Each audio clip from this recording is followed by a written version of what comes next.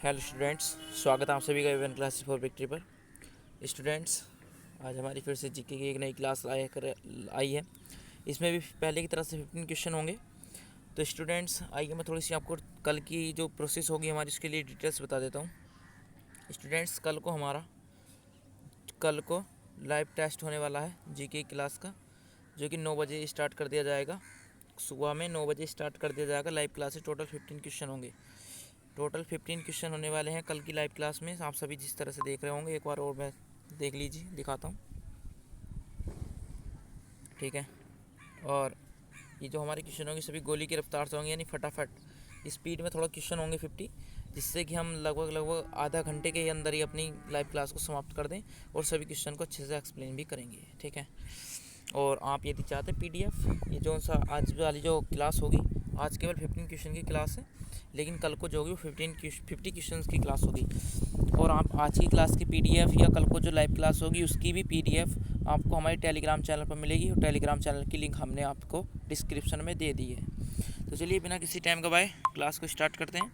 और स्टूडेंट, थोड़ा आप हमारा भी ध्यान रखिए, क्लास को सब्सक्राइब जरूर करें, जिससे कि आप लगातार डेली की क्यूज देखना। यहाँ पर लिख रहा है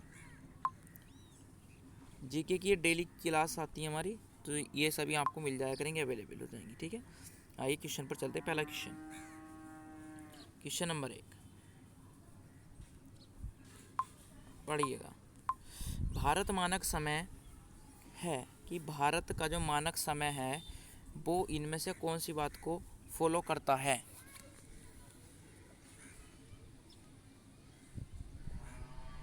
तो स्टूडेंट्स, जैसे कि यदि आपने देशांतर पढ़े होंगे, पृथ्वी पर देशांतर यदि पढ़े होंगे तो आपने देखा होगा कि एक तो 0 डिग्री देशांतर होता है और एक होता है 180 डिग्री देशांतर, ठीक है। पृथ्वी पर जो सीधी रेखाएं होती हैं उनको देशांतर, और जो ये पड़ी हुई रेखा होती है इनको अक्षांश बोलते हैं। तो इस समय में बात कर रहे हैं हम देशांतर की। तो देशांतर आपने देखे होंगे, तो 0 डिग्री देशांतर को बोलते हैं समय लाइन, जिसको हम ग्रीनविच बोलते हैं, ठीक है। ग्रीनविच रेखा जो ये है 0 डिग्री को, लेकिन 180 जो है ये अंतर्राष्ट्रीय तिथि रेखा होती है 180 डिग्री पर, ठीक। तो यदि आप इसके बारे में डिटेल में जानना चाहते हैं तो मैं इसके लिए क्लास लेकर आ जाऊंगा। वो भी कब? जब आप कमेंट में करके मुझे बताएंगे तब, अन्यथा नहीं। तो इसके लिए बताना है कि भारत का मानक समय है ग्रीनविच समय से 4.5 घंटे आगे, ग्रीनविच समय से 4.5 घंटे पीछे, ग्रीनविच समय से 5.5 घंटे आगे, ये 5.5 घंटे पीछे। आप सभी के लिए मैं देता हूँ कुछ समय, आप सोचकर आंसर बताएं, उसके बाद मैं आपको एक्सप्लेन करूँगा।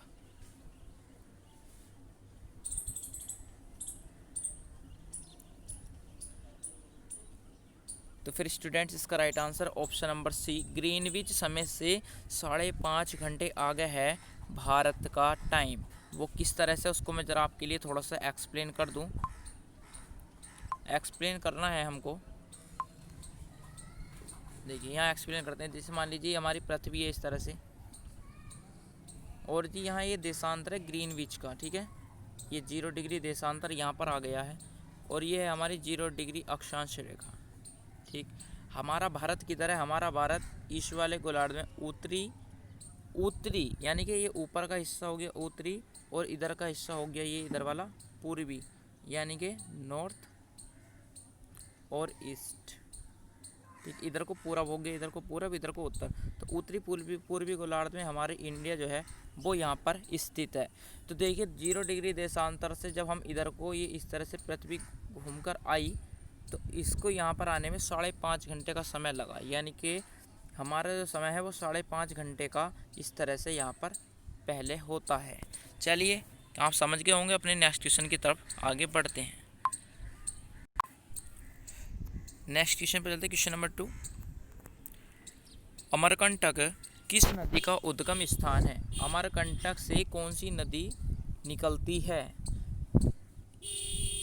निकलती तो बहुत नदी हैं, लेकिन आपको केवल वही सेलेक्ट करनी है जो इस ऑप्शन में अवेलेबल हो।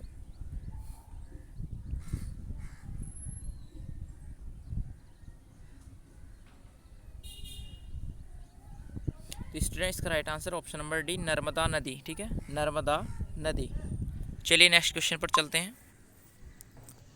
ये देखिए क्वेश्चन देख लीजिए, बाद में मैं आपको इसके ऑप्शन दिखाऊंगा। ये अभी देख लीजिए, अभी हो गया है, थोड़ा छोटा है, तो पहले क्वेश्चन देख लीजिए, बाद में करेंगे इसको। त्रिपुरा राज्य को कितने भारतीय राज्यों की सीमा छूती है? जो त्रिपुरा राज्य है इसमें बताना है कि त्रिपुरा राज्य की जो सीमा है उसको कितने भारतीय राज्यों की सीमा छूती है।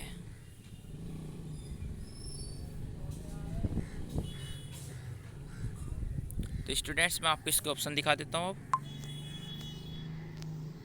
ये 4 ऑप्शन है आपके सामने, 1, 2, 3 या इनमें से कोई नहीं।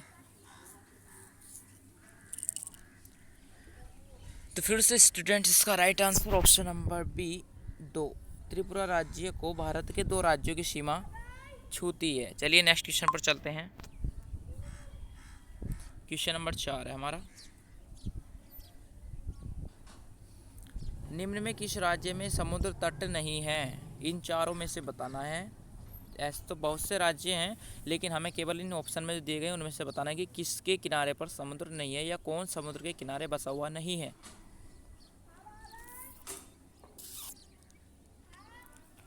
तो स्टूडेंट्स, इसका राइट आंसर है ऑप्शन नंबर सी, मिजोरम।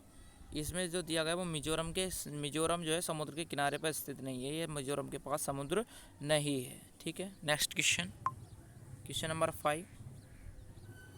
पूरब से पश्चिम की ओर बहने वाली नदी कौन सी है? देखिए, पूरब से पश्चिम की ओर बहती तो बहुत सी नदियां हैं, लेकिन हमें इन ऑप्शन में से सिलेक्ट करनी है। यदि दी है तो ठीक है, नहीं दी है तो अपना option number D right answer हो जाएगा। आप ज़रा सोचकर बताएं। इसके लिए थोड़ा मैं आपको एक्सप्लेन करना चाहूँगा। मैंने कल भी आपको बताया था, ये अपनी जिस तरह से ये इंडिया है, इस तरह से सपोज कर लीजिए। वैसे तो इतना अच्छा चित्र नहीं बन पाएगा, छोटी स्क्रीन है, थोड़ा सा आप यहीं समझने की कोशिश कर लीजिए। ये होंगी हमारा ईस्ट योग्य बेस्ट। इसमें पूछा है पूरब से, यानी कि इस तरह से बहने वाली नदियाँ इधर को कौन सी हैं, तो इसमें से बताना कि कौन सी नदी है ऐसी।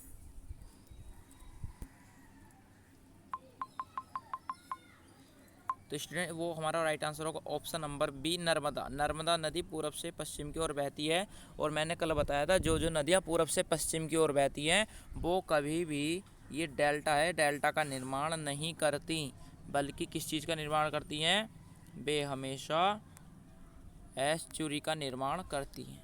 ठीक, चलिए नेक्स्ट क्वेश्चन है, कान्हा पार्क किस राज्य में स्थित है? कान्हा पार्क किस राज्य में स्थित है? बहुत से स्टूडेंट्स इस क्वेश्चन को कई बार गलत कर जाते हैं, जैसे कि अब पहले आप ऑप्शन देखिए, उसके बाद बताऊँ। कान्हा पार्क किस राज्य में स्थित है? राजस्थान, उत्तर प्रदेश, कर्नाटक, मध्य प्रदेश। बहुत से स्टूडेंट्स इसको उत्तर प्रदेश सेलेक्ट करके अपने घर को भाग जाते हैं, जबकि ये हमारा गलत आंसर होगा। वो क्यों?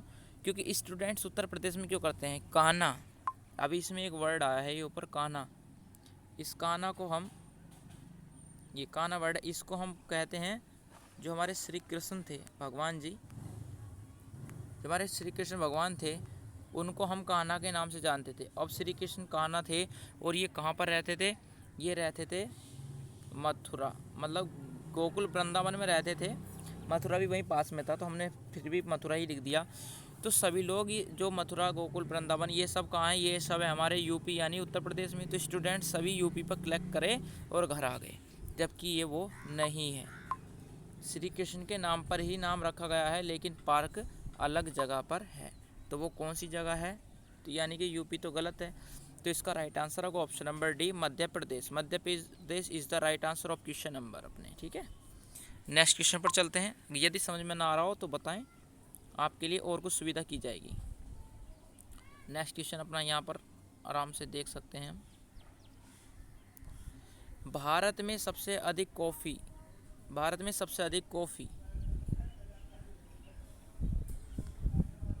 कॉफ़ी है हमारी पीने वाली, का उत्पादन किस राज्य में होता है? सर्वाधिक उत्पादन किस राज्य में कॉफ़ी का होता है? आपके सामने 4 ऑप्शन है, केरल, कर्नाटक, ओडिशा, तमिलनाडु।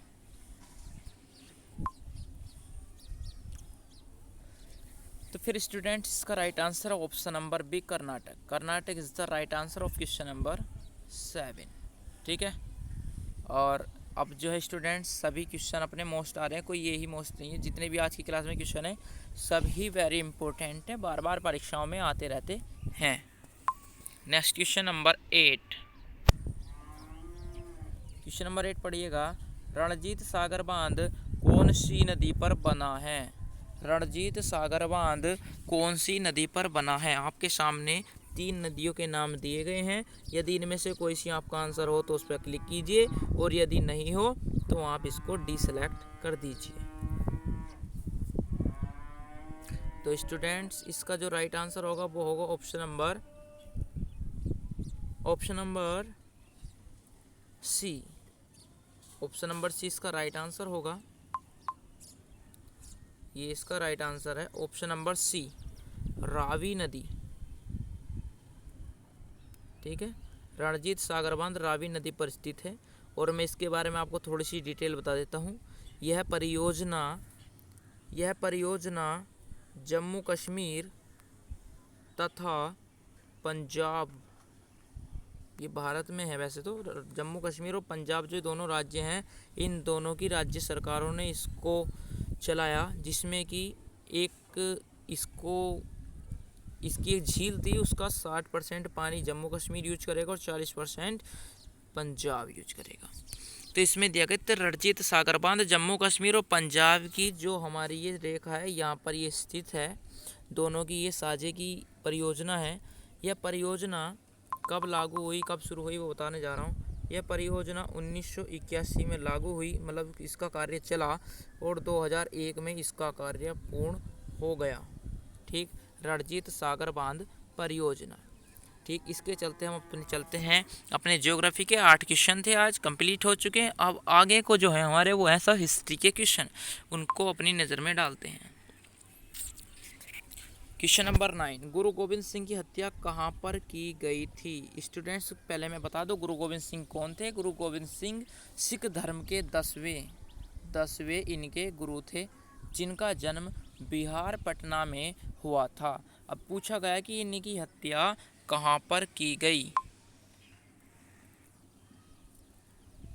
आपके सामने 4 ऑप्शन है, पटना, अमृतसर, नांदेड़ या लाहौर।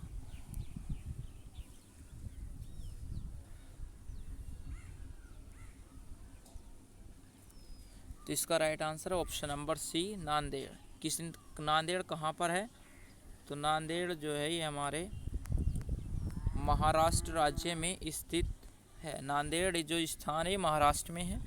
और किसने की थी हत्या, वो भी क्वेश्चन आ जाता है, तो वो की थी गुल खान पठान ने। ठीक, इसने इसकी हत्या की थी। चलिए नेक्स्ट क्वेश्चन पर चलते हैं अपने पर। थोड़ा मैंने हाईलाइट कर दिया इस क्वेश्चन को, ये वर्ड है इसका मेन, क्वेश्चन का मेन वर्ड ये है जो मैंने हाईलाइट किया हुआ है। निम्न में से किसे जाटों के प्लेटो के रूप में जाना जाता है? आपके सामने 4 ऑप्शन, गोकुल, सूरजमल, बदन सिंह, कपूर सिंह। भाई साहब ये क्वेश्चन कम से कम कई बार परीक्षाओं में पूछा गया है। ठीक है, जाटों के प्लेटो, तो इसका right answer option number B, Surajmal. ठीक, चलते हैं अपने नेक्स्ट क्वेश्चन 11 पर। खजुराहो के मंदिरों का निर्माण किन शासकों ने करवाया था? आपके सामने 4 ऑप्शन, परमार, चंदेल, प्रतिहार, चौहान। खजुराहो के मंदिर कहाँ पर हैं? तो खजुराहो के मंदिर हमारे हैं ये मध्य प्रदेश में स्थित हैं खजुराहो के मंदिर। तो इनका निर्माण किसने कराया था? इनका निर्माण कराया था ऑप्शन नंबर बी, चंदेल ने। तो right answer option number B हो जाएगा। ठीक है, चलिए अपने नेक्स्ट क्वेश्चन पर चलते हैं। Question number 12। क्वेश्चन नंबर 12 है, भारत पहुंचने के लिए समुद्री मार्ग की खोज किसने की थी? आपके सामने 4 ऑप्शन है, चारों में से किसी एक को क्लिक कीजिए और अपना आंसर बनाइए। तो स्टूडेंट्स ये इंपॉर्टेंट क्वेश्चन है जो अपने एयरफोर्स, नेवी वगैरह इन सभी परीक्षाओं में पूछे जाते हैं ये। तो इसका राइट आंसर है option number D, Vasco D gamma ने। ठीक है, नेक्स्ट क्वेश्चन, पानीपत का तीसरा युद्ध कब लड़ा गया?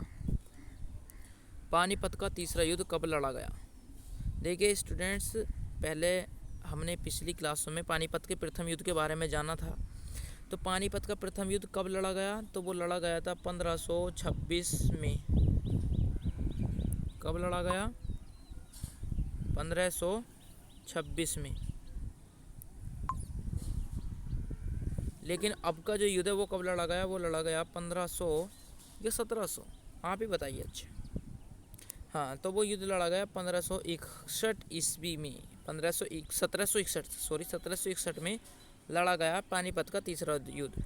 जो किन के बीच में लड़ा गया, जो मैं थोड़ा लिख देता हूँ।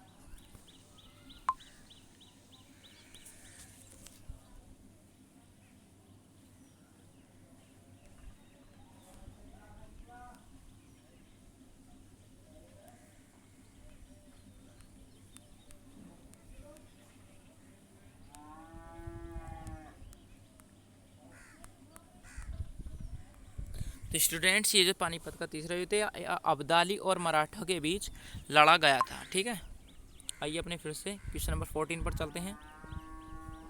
प्लासी की लड़ाई कब लड़ी गई? प्लासी की लड़ाई कब लड़ी गई?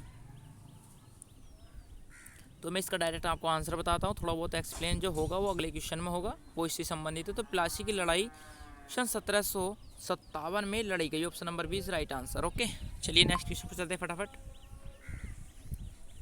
ये देखिए, ये है अपना नेक्स्ट।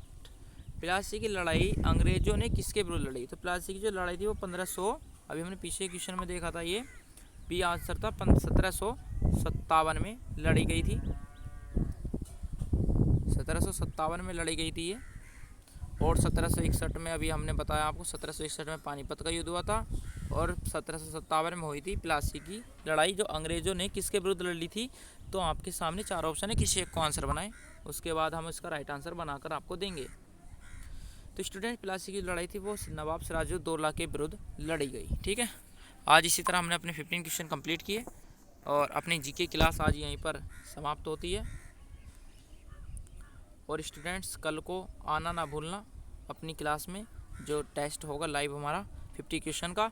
और स्टूडेंट, उसका सिलेबस मैंने आपको पिछली क्लासों में दिया है। जिसने हमारी ये सभी क्वेश्चन कंप्लीट किए होंगे वीडियो देखकर, तो समझ लीजिए आप हमारे क्वेश्चन में, मतलब कल की जो क्लास होगी उसमें 45 नंबर प्यार से लेकर आ सकते हैं। करते हैं इंतज़ार। और स्टूडेंट्स, कल को अपनी केवल और केवल 50 क्वेश्चन की लाइव क्लास ही होगी, जो कि 9 बजे स्टार्ट कर दी जाएगी। और जो अपनी ये जो क्लास आती है 15 क्वेश्चन की, ये क्लास कल को नहीं मिलेगी आपको। ठीक है, चलिए ख़त्म करते हैं आज का सेशन यहीं पर, मिलते हैं कल को। धन्यवाद। जय हिंद, जय भारत।